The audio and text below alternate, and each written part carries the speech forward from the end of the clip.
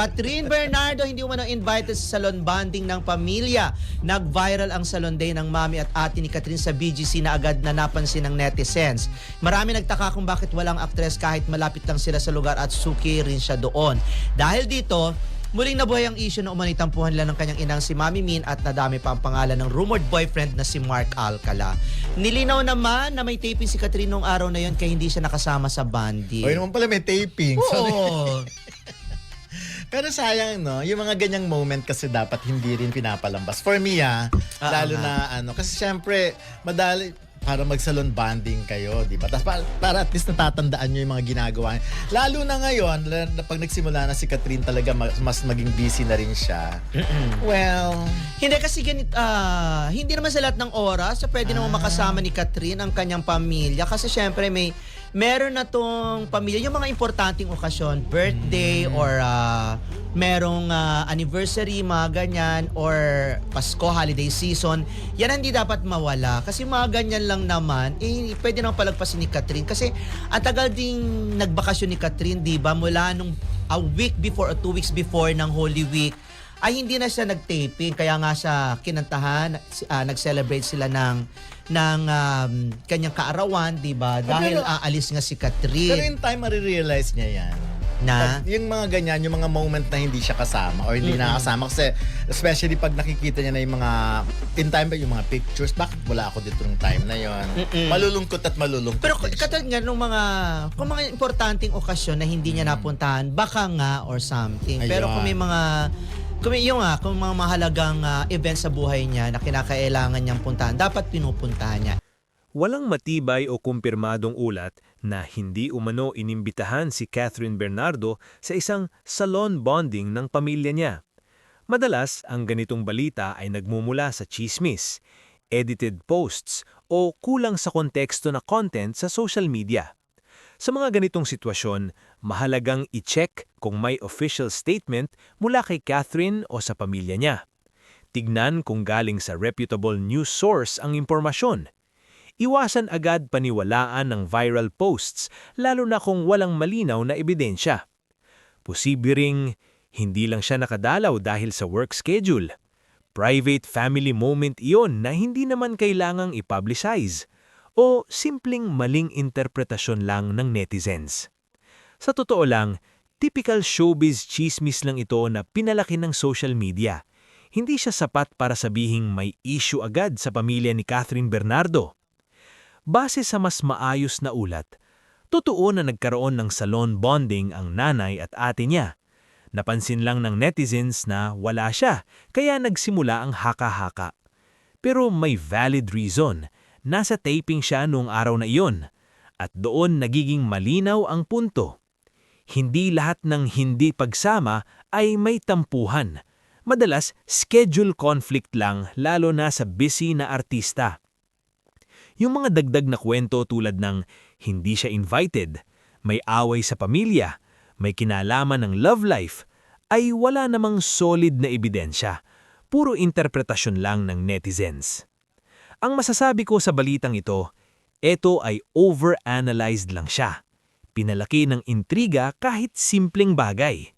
Mas malamang na work-related absence, hindi family issue. Ganito talaga sa showbiz, kahit maliit na detalye, nagiging malaking issue agad online. Kung pagbabasehan ng buong sitwasyon, itong balita tungkol kay Catherine Bernardo na hindi umano inimbitahan sa salon bonding ng pamilya niya ay isang magandang halimbawa kung paano lumalaki ang simpleng pangyayari dahil sa social media at haka-haka ng publiko. Sa totoo lang, napaka-common ng ganitong senaryo, lalo na sa isang artista na kasing busy ni Catherine. Hindi lahat ng family gathering ay maa-attendan niya, at hindi rin ibig sabihin nun ay may problema agad. Pero dahil sikat siya, bawat galaw niya o kahit ang kawalan niya sa isang event ay nabibigyan ng malalim na kahulugan ng mga netizens. Ang interesting dito ay kung paano nagre-react ang mga tao. May mga agad nag-a-assume na may tampuhan sa pamilya. May nag-uugnay pa sa personal o love life issues. May iba na ginagamang issue kahit wala namang malinaw na basehan. Dito mo makikita yung tinatawag na culture of over-analysis online. Parang lahat kailangan may meaning, kahit minsan ang totoo ay simple lang. Baka may trabaho siya, may prior commitment, o gusto lang niyang magpahinga. Isa pang angle dito ay yung expectation ng publiko sa celebrities. Parang inaasahan ng fans na dapat present sila sa lahat ng family moments. Dapat updated ang publiko sa bawat detalye ng personal nilang buhay. Pero kung iisipin, tao rin naman sila. May sarili silang schedule, priorities at privacy.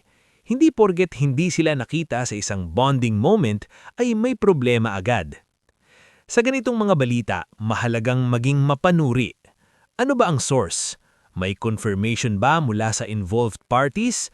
O ito ba ay kwento lang na pinalaki dahil interesting pakinggan? Kasi kapag hindi tayo nag-iingat, nagiging bahagi tayo ng pagkalat ng misinformation o exaggerated narratives. Mas malalim na take.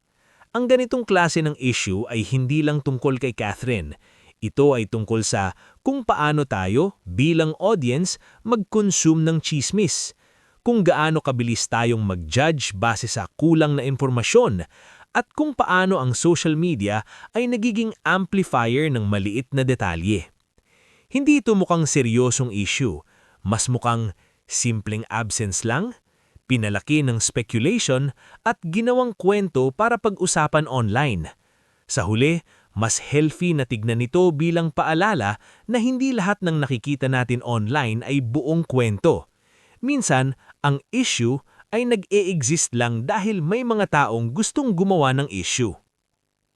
May ilang pang mas malalim na angle na pwedeng idagdag sa usaping ito tungkol kay Catherine Bernardo, hindi lang simpleng chismis kundi bilang pattern ng nangyayari sa showbiz at online culture. Picture culture ng social media. Ngayon, parang naniniwala lang ang tao kapag may photo o video evidence. Kaya kapag may family event na may pictures at wala si Catherine, iniisip agad ng netizens na excluded siya. Kahit ang totoo, hindi naman lahat ng nangyayari ay documented. Sa realidad, hindi kumpleto ang nakikita natin online. Selected moments lang yan. Parasocial relationships.